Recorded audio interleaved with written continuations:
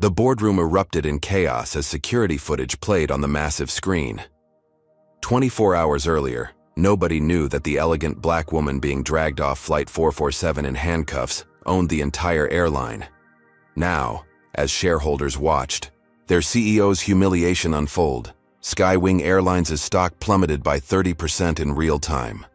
Before we dive into this incredible story of discrimination, power, and ultimate justice, let me know where you're watching from in the comments below. If you're ready to see how one flight attendant's prejudice led to the biggest corporate scandal of the year, smash that like button and hit subscribe for more shocking true stories. Trust me, you won't believe what happens next when assumptions meet reality at 30,000 feet. Isabella Rodriguez Washington adjusted her simple black sweater and checked her boarding pass one final time. At 38 years old, she had built Skywing Airlines from a regional carrier into America's fourth largest airline, but today, she traveled as just another passenger. Her designer handbag sat locked in her office safe, replaced by a worn canvas bag. Her usual first-class seat had been traded for 23B and coach. This wasn't poverty. This was strategy. Growing up in Detroit's Corktown neighborhood, Isabella learned early that success meant understanding every angle. Her Puerto Rican mother, Maria, cleaned office buildings while her black father, James, worked double shifts at Ford. They taught her that respect wasn't given, it was earned through knowledge and preparation. Mija, her mother would say, scrubbing floors in corporate towers. To lead people, you must first walk in their shoes. Isabella carried those words through community college, then Wayne State University, where she worked 3 jobs to pay tuition. Business school at Northwestern came next, funded by scholarships and student loans that took 12 years to repay. Every step taught her that assumptions could be deadly, especially for someone who looked like her. That philosophy drove her decision to conduct surprise audits of Skywing's customer service. Once quarterly, she would fly under her maiden name, Isabella Washington, dressed like any middle-class passenger. The results always proved illuminating and sometimes devastating. She approached Gate B7 at Chicago O'Hare, observing how staff interacted with different passengers. The gate agent smiled warmly at the elderly white couple ahead of her, offering upgrade options and complimentary drinks. When Isabella stepped forward, the same agent barely looked up. "Next," the woman said curtly, scanning Isabella's boarding pass with obvious impatience. "Thank you," Isabella replied pleasantly, noting the contrast. Her mental audit had already begun. Boarding commenced 30 minutes later. Isabella watched passengers stream toward the aircraft, noticing subtle patterns in crew behavior. Flight. Attendants greeted first-class passengers with genuine smiles and personal attention. Business class received polite acknowledgement. Coach passengers got mechanical efficiency. She settled into 23B, pulling out her laptop and a folder of operational reports. To anyone watching, she appeared to be a business traveler, perhaps middle management reviewing quarterly numbers. The reality was far different. These documents contained Skywing's most sensitive operational data, financial projections, and strategic planning materials that she had personally authored. Isabella powered up her laptop, displaying spreadsheets showing route profitability, fuel cost analyses, and customer satisfaction metrics. She began making notes about crew performance, passenger demographics, and service quality observations. Her assistant Maria Santos had booked this flight specifically because customer complaints about this route had spiked 23% in recent months. The passenger in 23A, an elderly white woman with kind eyes, glanced over and smiled. "Business trip?" she asked. "Something like that," Isabella replied, returning the smile. "I work in the airline industry." "How fascinating. I'm Eleanor Hartley. I travel quite frequently, and I must say the service standards seem to vary dramatically, depending on which crew you encounter." Isabella's attention sharpened. "Really? How so?" Mrs. Hartley leaned closer, lowering her voice. "Well, I've noticed that some crew members treat passengers very differently based on..." She paused delicately. "Appearances. It's quite troubling, actually." "That's concerning," Isabella said, making mental notes. "Have you reported these observations?" "Who would listen to one old woman's complaints?" Mrs. Hartley shrugged. Besides, proving discrimination is nearly impossible unless you're recording everything. Isabella nodded thoughtfully, unaware that Mrs. Hartley's words would prove prophetic. Within hours, she returned to her documents, reviewing customer service protocols that she had personally implemented.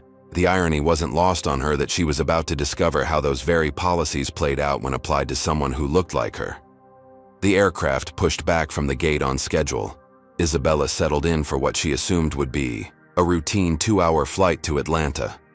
She had no idea that her carefully planned incognito audit was about to become a national news story, or that her own employees were preparing to treat her in ways that would shock the corporate world. As the plane climbed toward cruising altitude, Isabella reviewed passenger complaint data, noting patterns of dissatisfaction that correlated with crew assignments. She was particularly interested in Flight 447's crew, led by senior flight attendant Monica Stevens, whose name appeared frequently in negative feedback reports. The stage was set for a confrontation that would expose the ugly truth about discrimination in American aviation, and Isabella Rodriguez Washington, CEO of Skywing Airlines, was about to experience firsthand the prejudice that her own company had failed to eliminate. Monica Stevens had worked for Skywing Airlines for 15 years, climbing from junior crew member to senior flight attendant through what she called attention to detail. At 42, she prided herself on running a tight ship, enforcing regulations with military precision. What she didn't acknowledge, even to herself, was how her enforcement patterns varied dramatically based on passenger appearance. The service began smoothly until turbulence struck over Indiana. The aircraft lurched suddenly, sending meal trays sliding and laptops tumbling.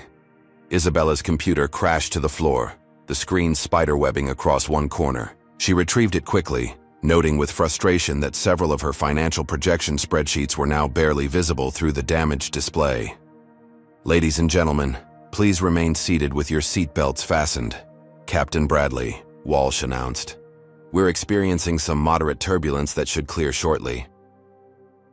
Isabella needed to contact her CFO about quarterly earnings projections before market close. She pulled out her phone and dialed, speaking quietly but professionally. "David, it's Isabella. The Q3 numbers look solid, but we need to discuss the fuel hedging strategy for next quarter. The operational efficiency metrics from the Chicago hub are exceeding projections by 12%.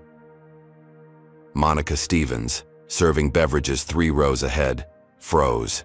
She strained to listen as Isabella continued her conversation. "The customer satisfaction scores from our Atlanta routes need immediate attention. I want a full analysis of crew performance metrics and service delivery standards. This inconsistency is unacceptable for our brand positioning."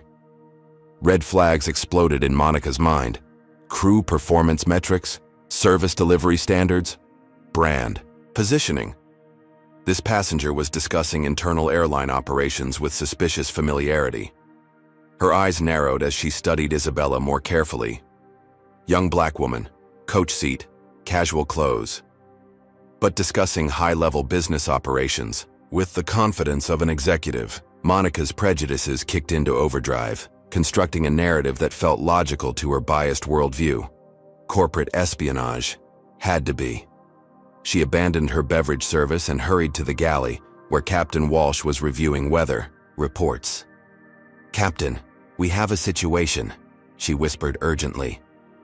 "Passenger in 23B is conducting suspicious business calls about airline operations. She's discussing crew performance, operational metrics, financial projections. I think she might be corporate espionage." Captain Walsh, a 55-year-old veteran with his own collection of unconscious biases, looked toward Isabella's seat. "What type of passenger?" "Young black female, maybe late 30s, traveling alone in coach but discussing executive-level airline business. She has a damaged laptop covered in spreadsheets and financial documents. Very suspicious behavior." Walsh nodded grimly. "Keep monitoring. Document everything. If she continues these calls, we'll need to involve security." Monica returned to the cabin, positioning herself to eavesdrop on Isabella's conversations. When Isabella made a second call to her head of operations about route optimization and fleet utilization, Monica's suspicions crystallized into certainty. She approached Isabella's row with false professionalism, masking growing hostility. "Excuse me, miss.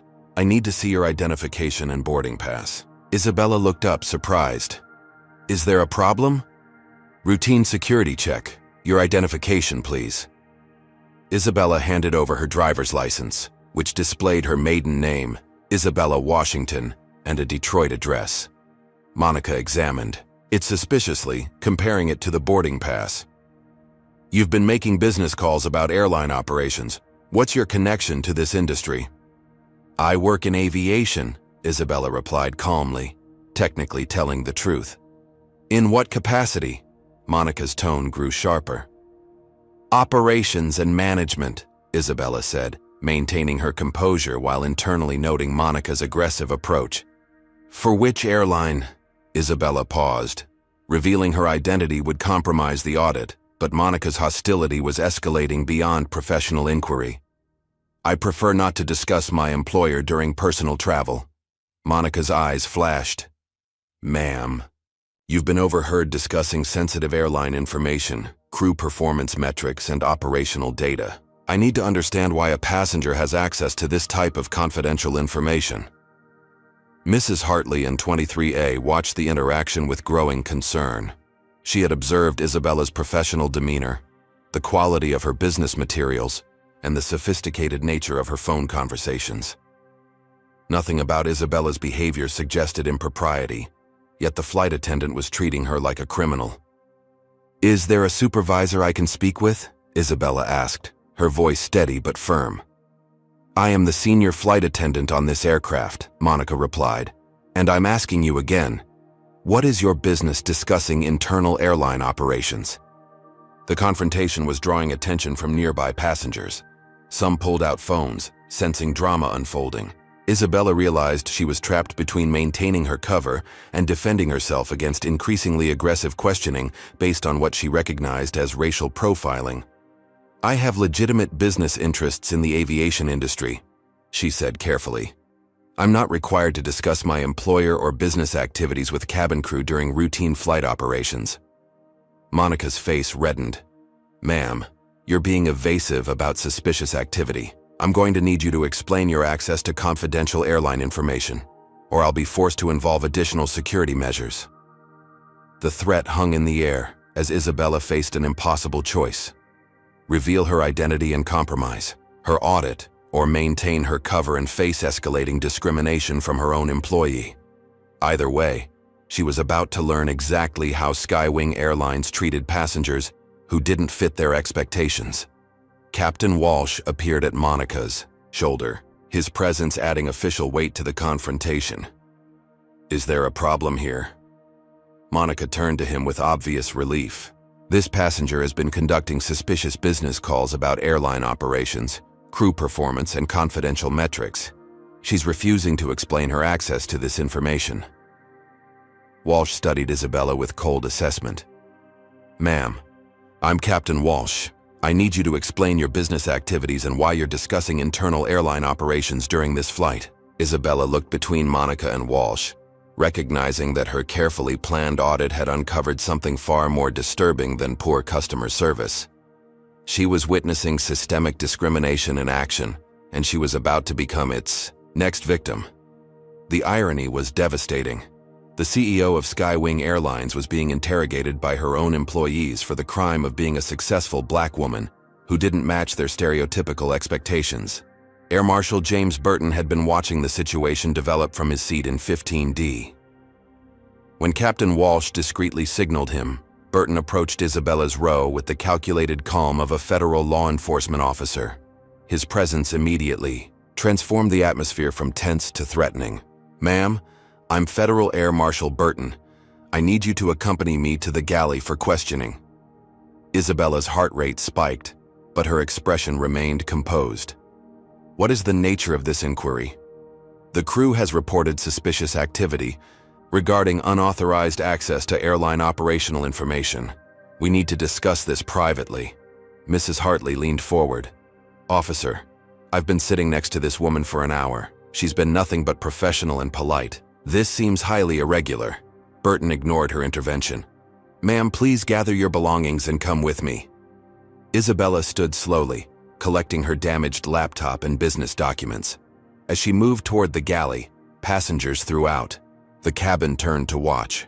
Many pulled out phones, sensing they were witnessing something significant.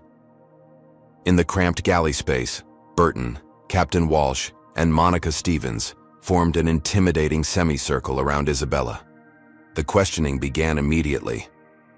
"State your full name and occupation," Burton commanded. "Isabella Washington. I work in airline operations and management." "For which company?" Isabella hesitated. "I prefer not to identify my employer during personal travel," Monica interjected. "She's been making calls about crew performance metrics, operational efficiency, and financial projections. No regular passenger has access to that level of internal information."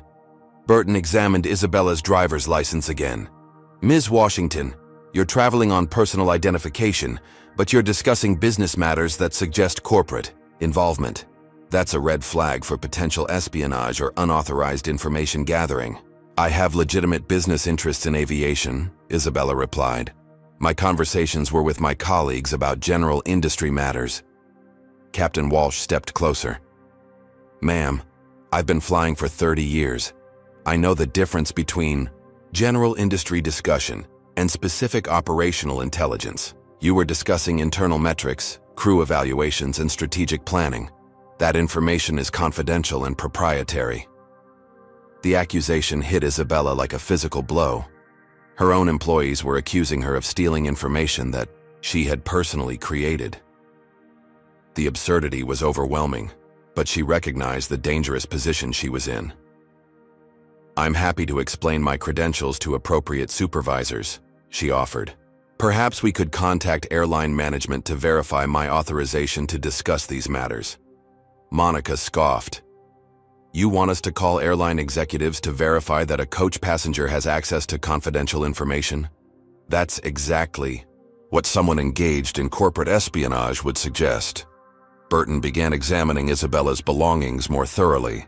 Her laptop screen displayed financial spreadsheets, operational reports, and strategic planning documents bearing Skywing's corporate logo. To someone unaware of her true identity, the materials appeared to be stolen proprietary information. "These documents contain sensitive airline data," Burton announced. "Financial projections, route analysis, competitive intelligence. How did you obtain these materials?" Isabella faced an impossible dilemma. Revealing her identity would end the discrimination she was experiencing, but it would also compromise her ability to document and address the systemic problem she was uncovering. "I have authorized access to these materials through my position in the industry," she said carefully. "What position?" Monica demanded. "You're sitting in coach, traveling under a basic economy ticket, wearing casual clothes. You don't look like someone with executive-level access to airline intelligence." The racist assumption hung in the air like poison. Isabella recognized the ugly truth behind Monica's words. In their minds, a young black woman couldn't possibly have legitimate access to high-level business information. Therefore, she must be a criminal. Mrs. Hartley had moved closer to the galley, straining to hear the conversation. When she caught fragments of the accusations, she approached the group. "Excuse me, officers. I couldn't help but notice this interrogation. I've been observing this young woman for over an hour. Her business materials appear genuine and professional. Her phone conversations were clearly legitimate business discussions. I see no evidence of suspicious activity." Monica turned on her, sharply. "Ma'am, please return to your seat. This is a security matter." "I'm a retired federal judge," Mrs. Hartley replied firmly. "I know questionable law enforcement when I see it. This appears to be harassment based on assumptions rather than evidence." Captain Walsh's face darkened. "Ma'am, you're interfering with a federal security investigation. Return to your seat immediately." Mrs. Hartley reluctantly complied, but not before making eye contact with Isabella. The brief exchange conveyed support and recognition that something fundamentally wrong was happening. Back in the galley, Burton continued his interrogation. "Ms. Washington, corporate espionage is a federal crime. If you've obtained these materials through unauthorized means, you're facing serious charges. I strongly advise you to cooperate fully. Isabella realized that her audit had revealed something far worse than poor customer service. She was witnessing her own company's culture of discrimination in its rawest form. Her employees were so convinced that a black woman couldn't legitimately possess executive-level information that they were prepared to have her arrested. Can you believe what's happening here? This successful CEO is being treated like a criminal by her own employees just because she doesn't fit their stereotypical image of a business executive. Comment number 1 if you think this kind of racial profiling is absolutely unacceptable. And don't forget to hit that like button and subscribe for more shocking stories of discrimination and justice. What do you think Isabella should do? Should she reveal her identity to stop this nightmare, or continue documenting how her own company treats passengers who look like her? The answer to that question would determine not just Isabella's immediate fate, but the future of an entire airline corporation. I'm placing you under aircraft detention pending investigation upon landing, Burton announced. You'll be turned over to local authorities for questioning about potential corporate espionage and unauthorized possession of proprietary information. Isabella's carefully planned audit had become a federal case, and she was about to discover just how far discrimination could reach when power and prejudice aligned against someone who dared to be successful while black. Captain Walsh made the announcement that sent chills through every passenger on Flight 447. Ladies and gentlemen, due to a security situation, we will be making an unscheduled landing in Nashville. Please remain seated with your seatbelts fastened and comply with all crew instructions. The cabin erupted in nervous murmurs. Passengers began pulling out phones, recording video, and posting to social media. Within minutes, Radar Flight 447 began trending as snippets of the confrontation spread across platforms. Isabella found herself escorted back to the galley for what Burton called enhanced questioning. The small space now felt like an interrogation chamber, with 3 authority figures surrounding her while passengers watched through the galley curtain. Monica's mask of professionalism finally slipped completely.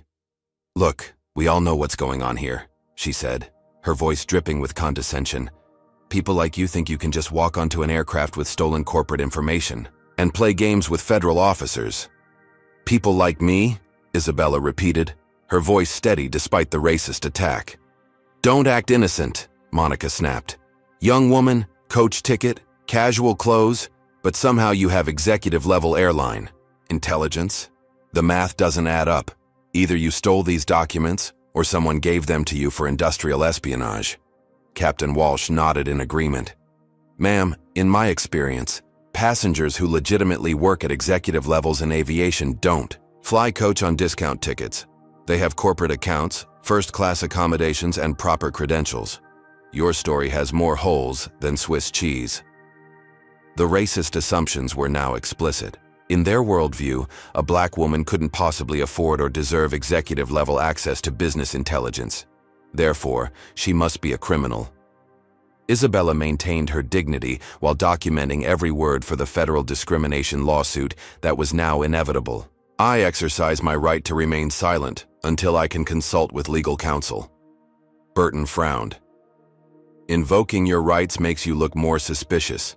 Innocent people cooperate." "Innocent people also exercise constitutional protections when facing unfounded accusations," Isabella replied. Mrs. Hartley had convinced several passengers to document the confrontation. A young black businessman in seat 15C, Marcus Johnson, attempted to intervene. "Excuse me, officers. I'm an attorney, and I'm witnessing what appears to be discriminatory treatment of a passenger based on racial profiling rather than legitimate security concerns." Monica whirled on him. "Sir, return to your seat immediately. Are you working with this woman?" Marcus's eyes widened. "Working with her? I've never seen her before in my life. I'm simply observing constitutional violations. In progress." "Another lawyer who just happens to be on this flight?" Captain Walsh said suspiciously. "This whole situation stinks of coordination." The paranoia was spreading. In their minds, successful black professionals couldn't possibly be traveling independently. There had to be a conspiracy. Burton resumed searching Isabella's belongings, spreading her documents across the galley counter. Financial reports, operational analyses, strategic planning materials, and competitive intelligence reports covered every surface. To anyone familiar with airline operations, the materials were clearly authentic and sophisticated. These documents contain proprietary information worth millions of dollars, Burton announced. Route profitability analyses, fuel hedging strategies, customer satisfaction algorithms. How does a coach passenger obtain this level of corporate intelligence? Through legitimate employment in the aviation industry, Isabella replied calmly.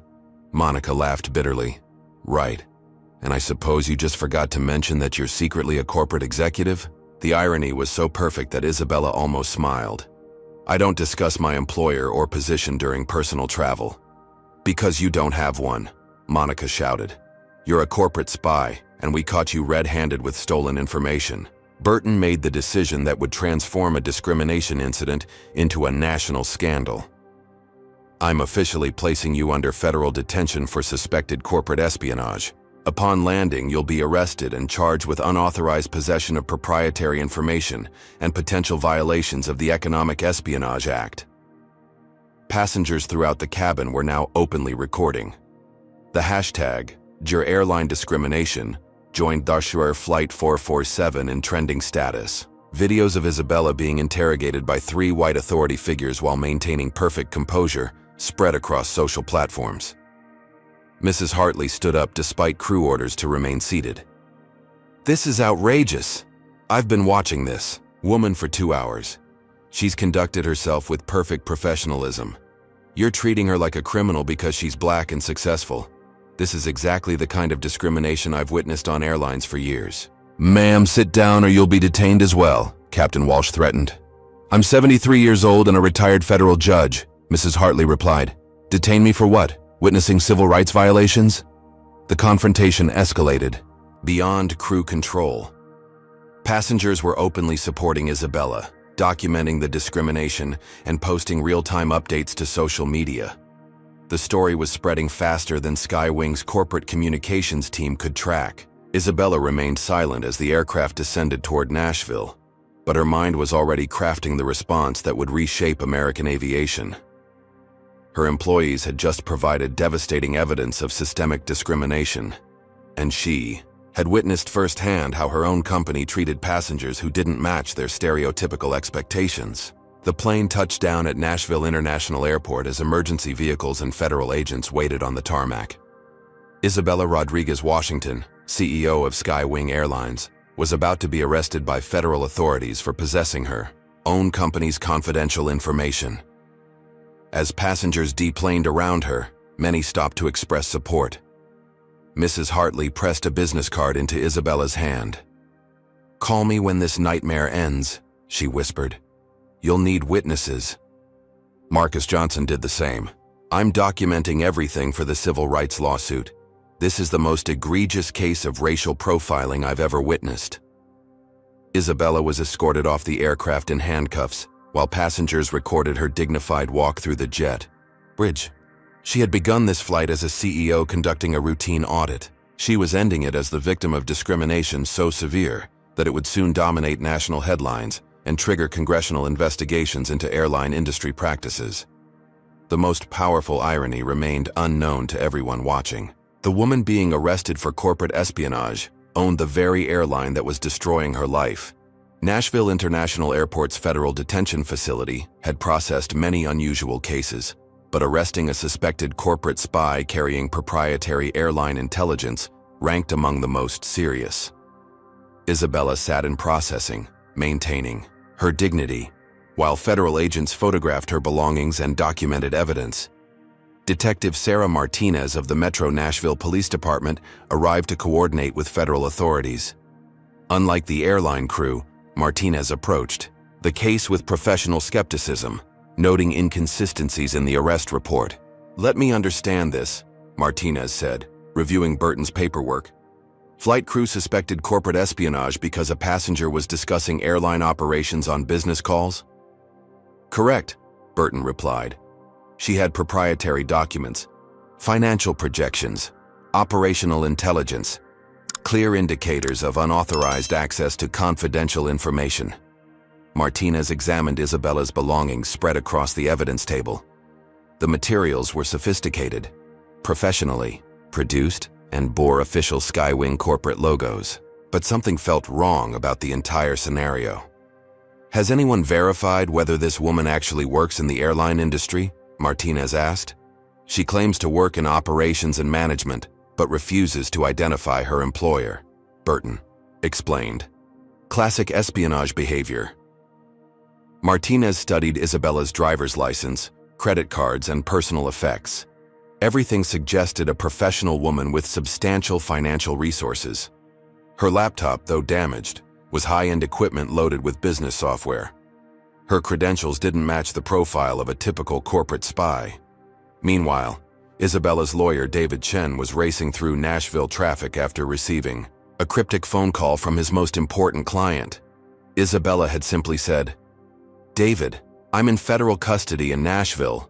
Corporate espionage charges. Come immediately." Chen specialized in corporate law and had represented Isabella through Skywing's IPO and major acquisitions. He knew her well enough to recognize that something extraordinary had occurred.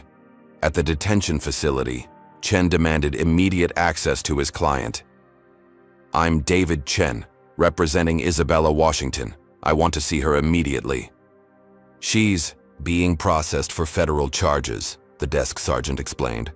"Corporate espionage, unauthorized possession of proprietary information. This isn't a simple traffic violation." Chen's mind raced. Isabella Washington? His client's legal name was Isabella Rodriguez Washington, CEO of Skywing Airlines. Why was she using her maiden name and facing espionage charges? Back in the interrogation room, Detective Martinez continued her investigation with growing skepticism. She had interviewed Monica Stevens and Captain Walsh separately, and their stories contained troubling inconsistencies. The flight attendant claims the suspect was aggressively discussing confidential information, Martinez noted. But passenger witnesses describe quiet, professional phone conversations. The captain says she was evasive and suspicious, but the federal judge sitting next to her describes completely normal business behavior. Burton shifted uncomfortably. Sometimes witnesses misinterpret what they observe. Or sometimes law enforcement makes assumptions based on appearance rather than evidence, Martinez replied pointedly. Isabella's fingerprints and background check revealed a spotless record and sophisticated professional history. Her credit report showed substantial assets, executive-level income, and financial patterns consistent with C-suite executive status. Nothing suggested criminal activity or desperate circumstances that might motivate corporate espionage. Chen finally reached Isabella after 3 hours of bureaucratic obstacles. When he saw her in the interrogation room, his confusion deepened. "Isabella, what happened? Why are you using your maiden name? And why are federal agents treating you like a corporate spy?" Isabella looked exhausted but maintained her composure. "David, I was conducting an incognito audit of customer service quality. My own employees accused me of corporate espionage because they couldn't believe a black woman could legitimately possess executive-level airline intelligence." Chen's jaw dropped. "They arrested the CEO of Skywing Airlines for possessing Skywing's proprietary information?" "They don't know who I am," Isabella explained. "I was traveling under my maiden name as part of the audit. The discrimination was so severe that revealing my identity seemed less important than documenting the systemic problems." Chen immediately understood the implications. "Isabella, this isn't just discrimination. This is a federal case that's about to become a national scandal. Skywing stock is probably already reacting to social media coverage." He was right. Flight 447 and airline discrimination were trending globally. Videos of Isabella's arrest had been viewed millions of times. Financial markets were reacting to what appeared to be a major discrimination lawsuit against Skywing Airlines. Isabella made her one aloud phone call to her assistant Maria Santos. "Maria, it's Isabella. I need you to document everything about today's incident, but don't reveal my identity yet. Let the investigation proceed naturally. And prepare crisis communications protocols. This situation is about to explode." Maria's voice was tense. Isabella, the stock is down 18%. Social media is calling for boycotts. The board is demanding emergency meetings. What do you want me to tell them? Tell them that Skywing's CEO is personally investigating customer service quality, and the results are more revealing than anyone expected. Detective Martinez completed her investigation with growing certainty that a massive injustice had occurred. The evidence against Isabella was circumstantial at best, while the evidence of racial profiling was overwhelming. She approached Isabella's cell with an unusual request. Ms. Washington, I've reviewed this case thoroughly. The charges against you appear to be based on assumptions rather than evidence. Would you be willing to clarify your actual position in the airline industry? Isabella smiled for the first time in hours. Detective, I appreciate your professionalism. My attorney will provide appropriate documentation of my credentials and authorization to possess those materials. Martinez nodded. I suspected as much. This has all the hallmarks of discrimination disguised as security enforcement. As evening approached, Isabella remained in federal custody, while Chen worked frantically to secure her release. Neither realized that Skywing's corporate security team was frantically trying to understand why their CEO's travel had ended in federal arrest, or that the discrimination incident was about to trigger the largest corporate accountability crisis in aviation history. The irony remained perfect and devastating. Isabella Rodriguez Washington, who had built an airline empire through talent and determination, was spending the night in jail for the crime of being successful while black. Detective Martinez's investigation took on new urgency as inconsistencies in the crew's story multiplied. She interviewed passengers separately, and their accounts painted a disturbing picture of discrimination disguised as security enforcement. Mrs. Eleanor Hartley proved to be a crucial witness, providing detailed observations with the credibility of a retired federal judge. Detective, I observed this woman for 2 hours. Her business materials were clearly legitimate. Her phone conversations were professional, and her behavior was exemplary. The crew's treatment of her was discriminatory from the beginning. Marcus Johnson, the attorney who had attempted to intervene, provided additional evidence. I've prosecuted civil rights cases for 15 years. This was textbook racial profiling. They assumed criminal activity because a black woman possessed sophisticated business information. Martinez pulled Monica Stevens's personnel file and discovered a troubling pattern. Over 5 years, Monica had filed suspicious activity reports about minority passengers at rates significantly higher than statistical probability would suggest. Her reports consistently involved passengers of color engaging in normal business activities. Captain Walsh's record revealed even more concerning information. 3 formal complaints about discriminatory behavior had been filed against him, all involving passengers of color. Each case had been quietly settled by airline management with non-disclosure agreements. Meanwhile, Chen was building Isabella's defense case while maintaining secrecy about her true identity.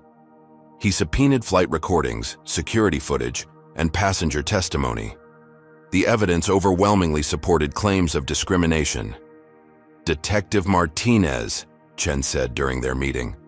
My client works at the highest levels of airline management. She has authorized access to every document found in her possession. This entire case is based on racist assumptions about who can legitimately hold executive positions.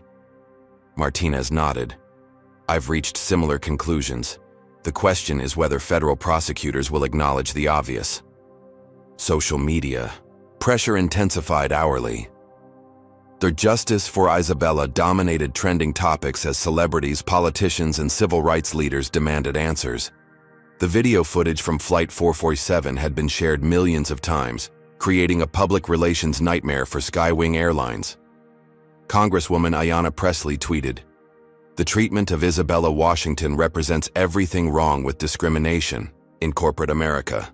A black woman faces federal charges for being successful. This is 2024, not 1954." Skywing stock continued falling as institutional investors fled over discrimination concerns. The company's legal team found themselves fighting multiple fronts as passenger lawsuits multiplied, and regulatory agencies launched investigations. Chen filed emergency motions demanding Isabella's immediate release, citing lack of evidence and clear constitutional violations. His briefs carefully avoided revealing her true identity while establishing her legitimate access to the disputed materials. Your Honor, Chen argued before Federal Magistrate Judge Patricia Williams, my client is being prosecuted for possessing materials she obtained through legitimate employment in the airline industry. The real issue is whether federal law enforcement should arrest successful black professionals based on stereotypical assumptions about their capabilities. Judge Williams reviewed the evidence with growing skepticism about the government's case. Isabella's background check revealed executive-level credentials, substantial assets, and sophisticated business experience. The materials in her possession, while proprietary, showed no evidence of theft or unauthorized access. Aviation authorities launched parallel investigations into Skywing's crew training and discrimination policies.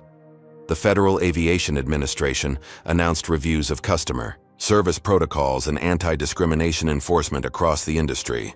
Detective Martinez completed her investigation with damning conclusions about the crew's conduct. Her report documented a clear pattern of discriminatory enforcement, racial profiling, and constitutional violations. The evidence shows that Ms. Washington was targeted for enhanced scrutiny based solely on racial assumptions, Martinez wrote. Crew members admitted they found it suspicious that a black woman could legitimately possess executive-level business information. This represents systemic discrimination that violates federal civil rights laws. Chen prepared to reveal Isabella's true identity strategically, timing the disclosure for maximum impact on both the legal case and corporate accountability. He coordinated with Isabella's assistant Maria Santos to ensure that Skywing's board would learn their CEO's identity simultaneously with the public revelation. Mrs. Hartley provided additional support by reaching out to media contacts, describing the discrimination she had witnessed. Her credibility as a retired federal judge gave weight to accusations that might otherwise be dismissed. I've seen discrimination in many forms throughout my career, she told CNN. But watching a successful black woman treated like a criminal for possessing legitimate business materials was one of the most egregious examples I've encountered. Now here's what I want to know from all of you watching this incredible story unfold. Do you think Detective Martinez will find enough evidence to expose this discrimination completely? Comment number 1 if you believe the truth is about to come out. And don't forget to smash that like button and subscribe for the conclusion of this shocking story. Can you imagine being arrested for being too successful while black? The next part of this story will blow your mind when Isabella's true identity is finally revealed. Aviation industry observers recognized that the case was becoming a watershed moment for corporate accountability and discrimination enforcement. If Isabella's treatment represented systemic problems within airline culture, the regulatory and legal consequences would reshape the industry. The investigation was revealing that Flight 447's crew had committed multiple federal violations while assuming they were protecting national security. Their racist assumptions had transformed routine business activity into a federal case, and the evidence was about to destroy their careers while vindicating their victim. Isabella remained in custody, but Chen's legal strategy was positioning her for complete vindication and massive corporate accountability. The discrimination case was about to become a criminal justice reform story, and Skywing Airlines was about to learn the true cost of prejudice in the executive suite. Skywing Airlines' headquarters in Atlanta erupted in crisis management mode as social media coverage of Flight 447 reached critical mass. Board Chairman Robert Sterling convened an emergency meeting as the company's stock price continued its devastating decline. Gentlemen, we have a situation that threatens the company's existence, Sterling announced to the assembled executives. Videos of our crew arresting a black passenger for corporate espionage are trending globally. Our stock is down 42%, and discrimination lawsuits are being filed hourly. Chief Legal Officer Amanda Richardson reviewed the mounting legal challenges. We're facing federal civil rights investigations, passenger lawsuits, and potential congressional hearings. The crew's behavior on Flight 447 appears to constitute clear racial profiling. Meanwhile, Company Security Director Thomas Wright was conducting his own investigation into the incident. As he reviewed Isabella's booking information, red flags began appearing that had nothing to do with criminal activity. This doesn't make sense, Wright muttered, studying his computer screen. The passenger was booked through our executive travel services, but she was traveling under a different name than the account holder. Wright's security clearance allowed him access to confidential booking systems. When he cross-referenced Isabella Washington with Skywing's internal databases, his blood ran cold. "Oh my God," he whispered, staring at the screen. The booking had been made by Maria Santos, executive assistant to CEO Isabella Rodriguez Washington. The passenger wasn't a corporate spy. She was their boss. Wright's discovery came as Detective Martinez was finalizing her investigation with devastating conclusions about crew conduct. Her report documented systematic discrimination that violated multiple federal laws. The crew's assumptions about Ms. Washington's legitimacy were based solely on racial stereotypes, Martinez concluded. They couldn't conceive that a black woman could legitimately possess executive-level business intelligence. Isabella's true credentials were emerging through Chen's careful legal strategy. Court filings revealed her education at Northwestern's, Kellogg School of Management, her previous executive positions, and her sophisticated business background. The woman accused of corporate espionage was clearly a legitimate airline industry executive. Aviation regulatory agencies intensified their investigations as the discrimination allegations gained credibility. The Department of Transportation announced reviews of airline customer service protocols and anti-discrimination enforcement. Social media pressure reached unprecedented levels as celebrities and politicians demanded justice for Isabella. The hashtag #CEOHeilBlack emerged as users shared stories of successful black professionals facing discrimination. Sterling called right into his office as the crisis deepened. "Thomas, what's your assessment of this situation? How bad is it really?" Wright took a deep breath. "Sir, it's worse than we imagined. Much worse." "How much worse?" "The passenger they arrested owns this airline." Sterling's face went white. "What are you talking about?" Wright opened his laptop, displaying the booking information and corporate records. Isabella Washington is Isabella Rodriguez Washington. Our CEO was conducting an incognito audit when our crew had her arrested for possessing her own company's proprietary information. The revelation hit Sterling like a physical blow. "Are you telling me that our employees arrested their own boss for corporate espionage?" "That's exactly what I'm telling you. And it gets worse. The discrimination was so severe that she chose to remain in custody rather than reveal her identity. She wanted to document how we treat passengers who look like her." Sterling realized the implications immediately. This wasn't just a discrimination case, it was corporate suicide. The CEO of Skywing Airlines had been victimized by her own company's culture of racism, and the evidence was spreading across global media. "We need to get her out of custody immediately," Sterling said urgently. "Sir, she's in federal detention. We can't just call and ask for her release.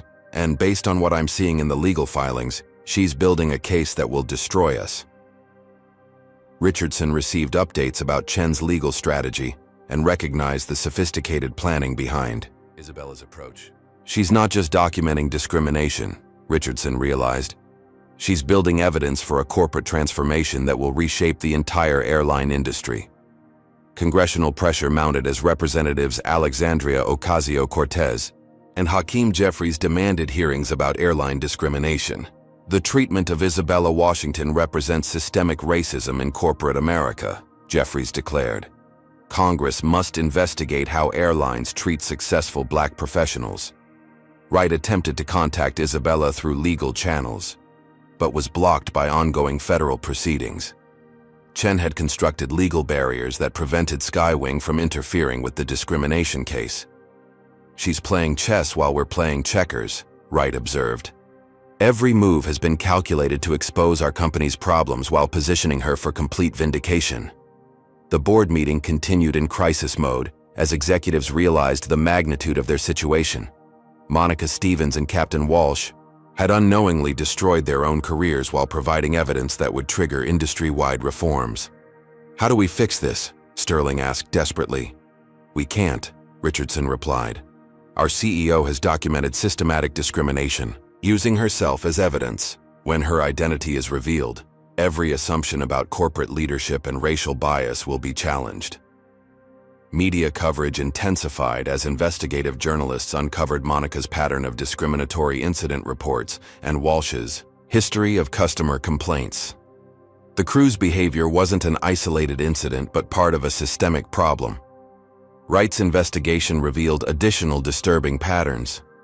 Minority passengers were disproportionately subject to security scrutiny, service complaints, and upgrade denials. Isabella's audit had uncovered institutional racism that extended far beyond one flight crew. "Sir," Wright reported to Sterling, "this goes deeper than Flight 447. We have systemic discrimination problems throughout our operations. Ms. Rodriguez-Washington has probably been documenting these issues for months." Sterling realized that Isabella's arrest wasn't the beginning of their crisis. It was the climactic revelation of an investigation that had been building toward this moment. Their CEO had set a trap that exposed everything wrong with their corporate culture. As evening approached, Skywing's stock price had fallen 58% from its morning open. Institutional investors were fleeing over discrimination concerns, and employees were questioning their company's values. The corporate panic was justified.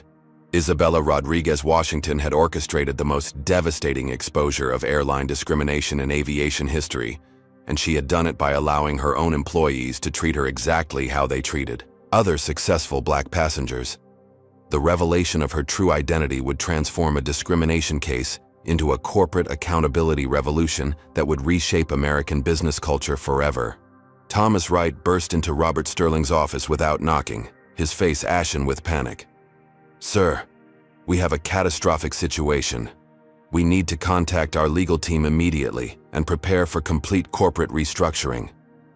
Sterling looked up from his phone, where he was monitoring Skywing's stock price in real time. "Thomas, it can't get much worse than this. We're facing federal investigations, congressional hearings, and our stock has lost 60% of its value." "It can get infinitely worse," Wright replied, opening his laptop. "The passenger our crew arrested for corporate espionage is Isabella Rodriguez-Washington. Our CEO has been in federal custody for 18 hours because our employees couldn't believe a black woman could legitimately own an airline." The silence in Sterling's office was deafening. Through the floor-to-ceiling windows, Atlanta's skyline stretched endlessly, but Sterling could only stare at the screen displaying his CEO's mugshot alongside her corporate headshot. "Dear God," Sterling whispered, "how is this possible?" She was conducting an incognito customer service audit. "Our crew's discrimination was so severe that she chose to remain in custody rather than reveal her identity. She's been documenting systemic racism using herself as evidence." Sterling's phone rang immediately. Richardson calling from the legal department. "Robert, we have a situation that threatens the company's existence," Richardson said urgently. Chen just filed papers revealing Isabella's true identity. The CEO of Skywing Airlines spent the night in federal custody for possessing her own company's proprietary information. "We need to get her out immediately," Sterling said. "She doesn't want out," Richardson replied. "Her legal strategy is brilliant and devastating. She's documented federal civil rights violations while exposing corporate culture that enabled the discrimination. When this story breaks, it will dominate international headlines." Detective Martinez completed her investigation with recommendations for federal civil rights charges against the crew. Her report concluded that Isabella had been victimized by systematic racial profiling disguised as security enforcement. Ms. Rodriguez-Washington was targeted solely because crew members couldn't conceive that a black woman could legitimately possess executive-level business intelligence, Martinez wrote. Their assumptions violated multiple federal laws and demonstrate institutional discrimination. Chen strategically released Isabella's identity to media outlets, timing the revelation for maximum impact. CNN received exclusive access to the story, with Anderson Cooper preparing a special report on the CEO who was arrested by her own employees. The story exploded across global media simultaneously. Skywing CEO arrested by own staff for being black and successful dominated headlines from New York to London to Tokyo. The discrimination case had become an international symbol of corporate racism. Sterling convened an emergency board meeting, as shareholders demanded immediate action. Ladies and gentlemen, our CEO has exposed systematic discrimination within our company by allowing our employees to arrest her. This is unprecedented in corporate history. Monica Stevens and Captain Walsh learned about Isabella's true identity through news coverage while facing federal civil rights charges. The revelation that they had discriminated against their ultimate boss added criminal stupidity to their civil rights violations. "I want to see a lawyer," Monica told Detective Martinez upon learning the truth. "This is impossible. She was just a passenger and coach." "She was the CEO of the airline conducting a customer service audit," Martinez replied. "Your racist assumptions blinded you to obvious evidence of her legitimacy." Congressional leaders demanded immediate hearings. Speaker of the House Hakeem Jeffries announced investigations into airline discrimination. When a CEO can be arrested by her own employees for being successful while black, we have systemic problems that require federal intervention. Isabella's first public statement came through Chen, who read it to assembled media outside the federal courthouse. "I founded Skywing Airlines to create opportunities for all Americans regardless of background. Yesterday, I discovered that my own company had failed to live up to those values. The discrimination I experienced was not an isolated incident, but a symptom of cultural problems that require immediate correction."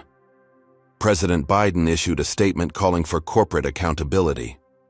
Isabella Rodriguez Washington's treatment represents the barriers that successful Americans of color continue to face. Her courage in documenting this discrimination will drive necessary changes across corporate America. Skywing's stock price collapsed completely as trading was suspended. Institutional investors fled over discrimination concerns, while employees questioned their company's leadership and values. Sterling appeared before the board with a comprehensive response plan. "We're implementing immediate reforms, mandatory anti-discrimination training, zero-tolerance policies, and independent oversight of customer service protocols. We're also establishing a compensation fund for discrimination victims." Aviation industry leaders recognized the case as a watershed moment. United Airlines CEO Scott Kirby announced industry-wide reviews of discrimination policies. Isabella Rodriguez Washington's experience demonstrates that aviation must confront unconscious bias and institutional racism. Isabella emerged from federal custody to massive media attention, maintaining her dignity while addressing the discrimination she had documented. "This experience taught me that success doesn't protect anyone from racism. We must create systems that ensure dignity for all passengers regardless of appearance or assumptions." Mrs. Hartley attended Isabella's press conference, providing witness testimony about the crew's behavior. "I watched this woman being treated like a criminal for being professional and successful. It was discrimination in its purest form." Marcus Johnson announced plans for a class action lawsuit representing passengers who had experienced similar discrimination. Isabella's case provides evidence of systematic racism that has affected thousands of travelers. The revelation transformed Isabella from discrimination victim to corporate accountability champion. Her strategic documentation of the incident provided evidence for sweeping reforms across the airline industry. Monica Stevens and Captain Walsh faced federal civil rights charges, termination from Skywing, and permanent bans from aviation employment.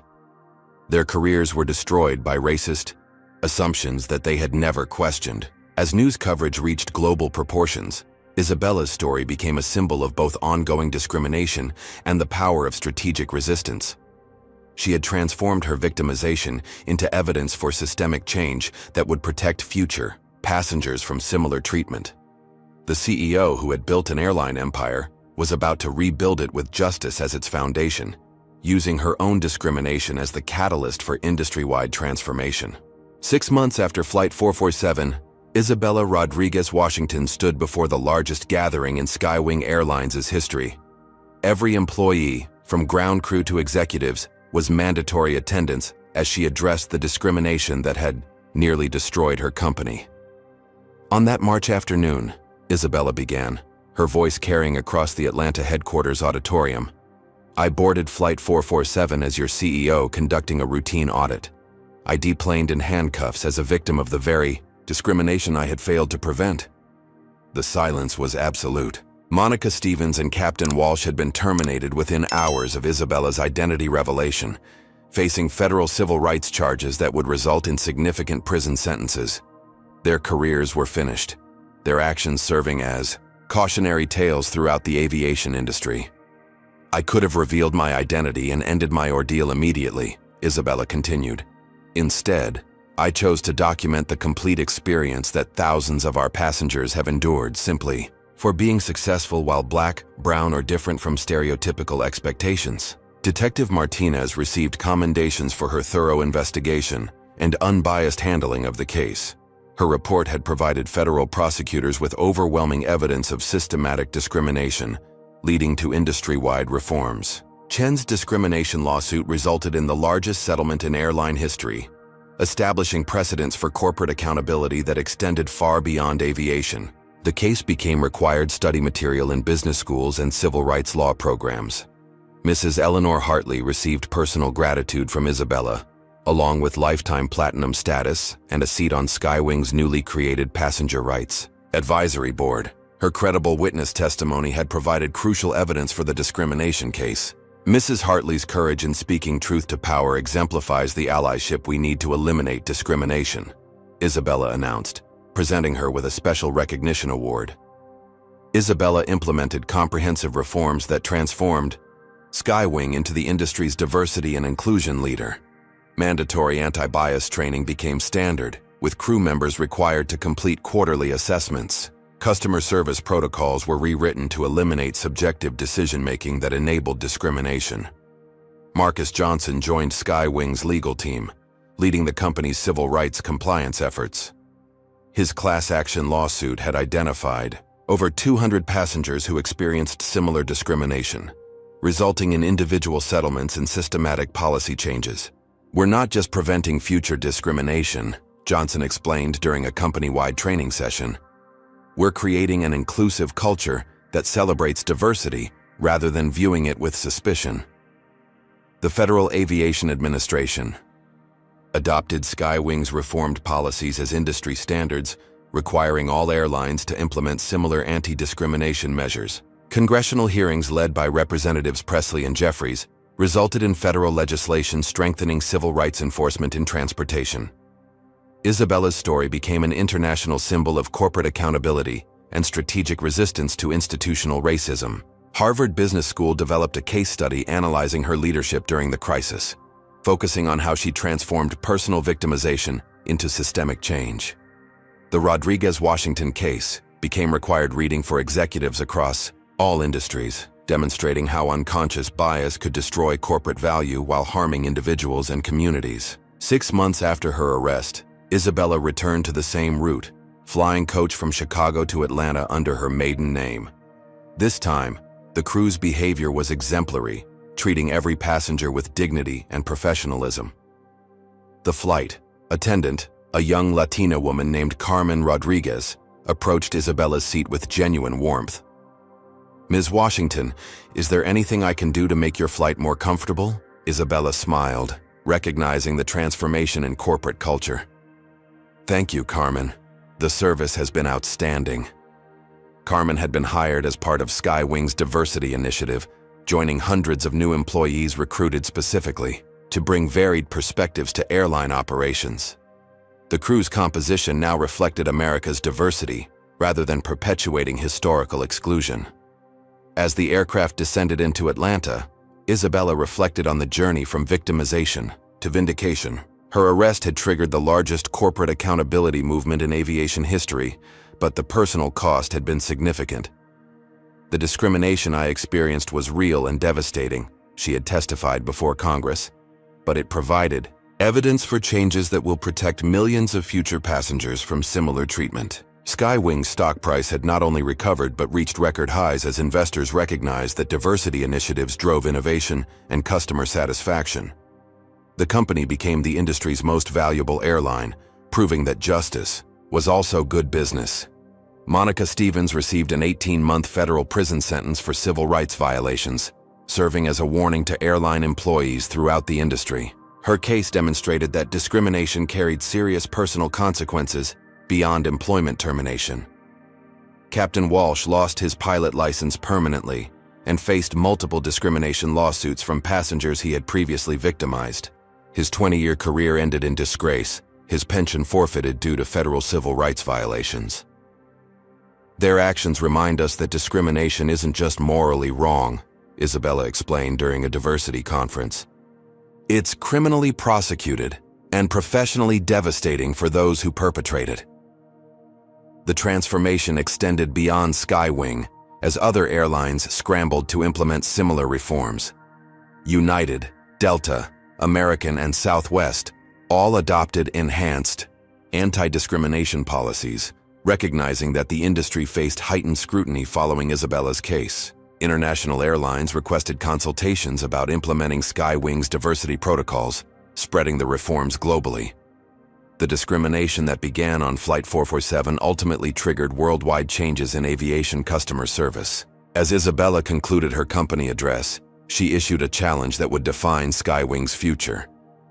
"We will never again mistake success for suspicion, professionalism for threat, or diversity for danger.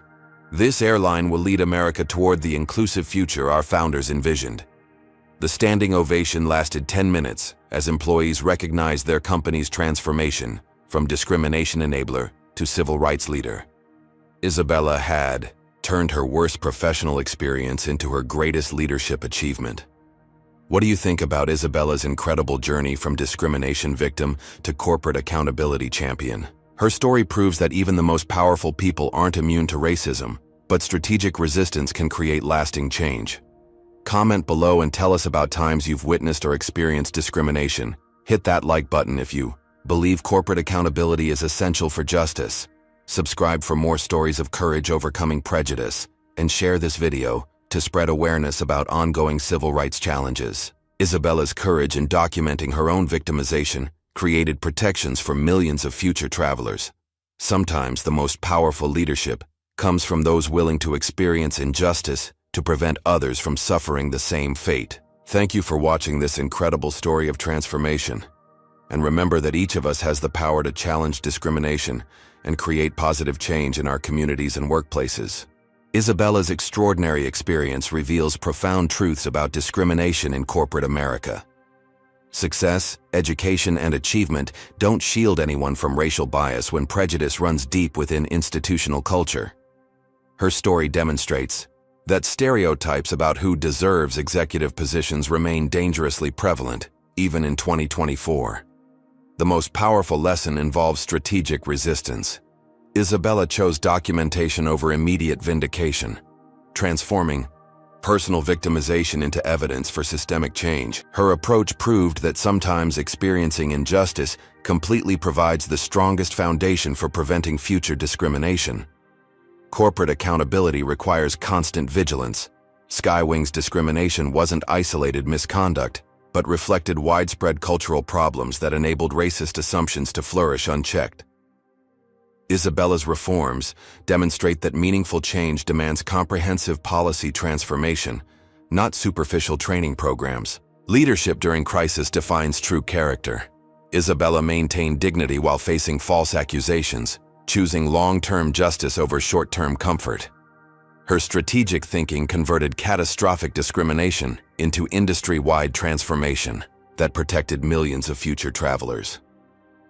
The story proves that discrimination costs everyone. Skywing's stock collapse, federal investigations, and damaged reputation illustrate how prejudice destroys corporate value while harming individuals and communities. Justice ultimately became profitable when diversity initiatives drove innovation and customer satisfaction.